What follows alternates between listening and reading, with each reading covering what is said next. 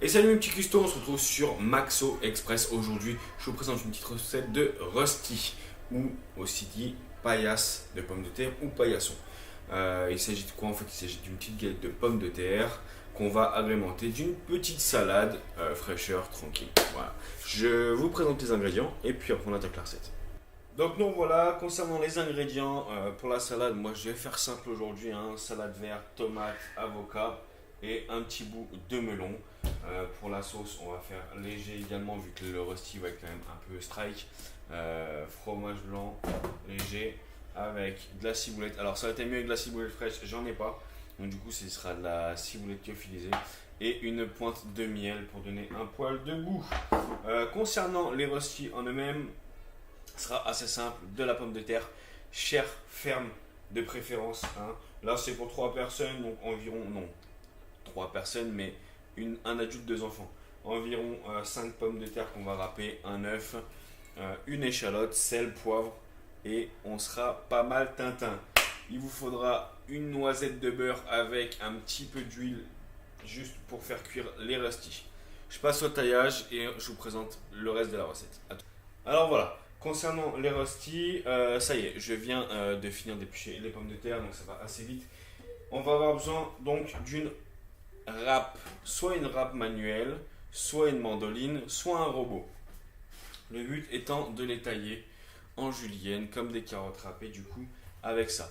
Pourquoi? Puisqu'il va falloir retirer l'amidon et l'eau qui va se dégager de cette préparation. Il faut que nos pommes de terre soient sèches pour la cuisson pour qu'elles tiennent. Allez, on attaque d'abord le taillage. Hop.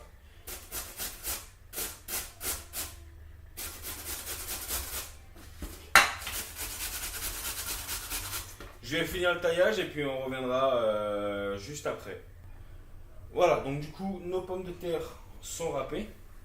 Vous voyez, hein, c'est râpé très fin.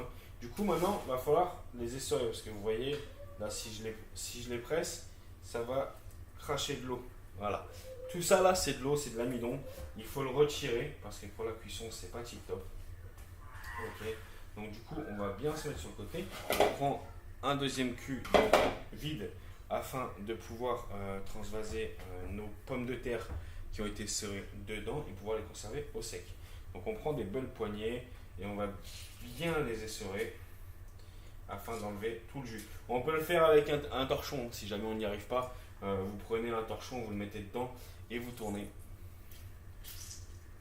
Moi je préfère le faire à la main, au moins on sent quand la pomme de terre est sèche. Hop. Et vous aurez un rusty qui sera que meilleur.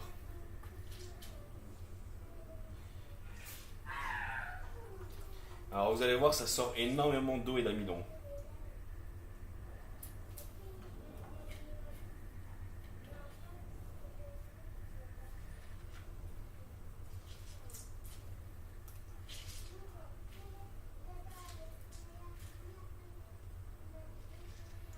Hop. Allez, je finis d'essorer toute ma pomme de terre. Et on reprend le direct après. Allez. Voilà, nos pommes de terre sont sèches, il n'y a plus qu'à tout mélanger dedans. Donc ça va savoir l'œuf, le sel, le poivre, l'échalote. Et ensuite on passe sur le piano de cuisson pour pouvoir les faire cuire. Allez, c'est parti. Donc voilà, on entend le beurre crépiter avec l'huile. On voit que c'est chaud. Donc on va pouvoir y mettre nos rusty dedans. Donc du coup on va prendre une belle portion qu'on va poser, qu'on va aplatir gentiment et qu'on va laisser cuire environ 3 à 4 minutes sur la première face. Et après on les retournera dans 3 à 4 minutes pour faire la seconde face.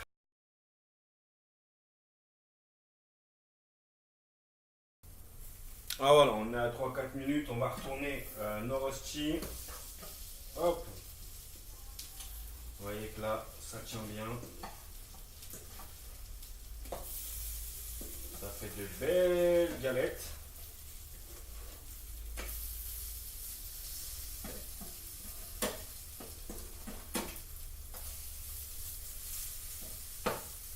Hop. Et on va laisser cuire de ce côté-là 3-4 minutes supplémentaires. Je finis de faire cuire les rostis et on se retrouve pour le dressage. Voilà, nos rostis sont prêts. Donc du coup, on a juste à les poser sur une petite salade ou sur n'importe quel autre accompagnement que vous aurez choisi. Moi, pour ma part, ce sera une salade avec de la salade iceberg, de la tomate, de l'avocat et un petit peu de melon agrémenté d'une petite sauce fromage blanc, donc fromage blanc ciboulette, miel, sel, poivre. Somme toute assez simple, je ne voyais pas l'utilité de vous le faire en vidéo. Sur ce, j'espère que vous aurez apprécié cette recette. Je vous souhaite un très bon appétit et à la prochaine vidéo.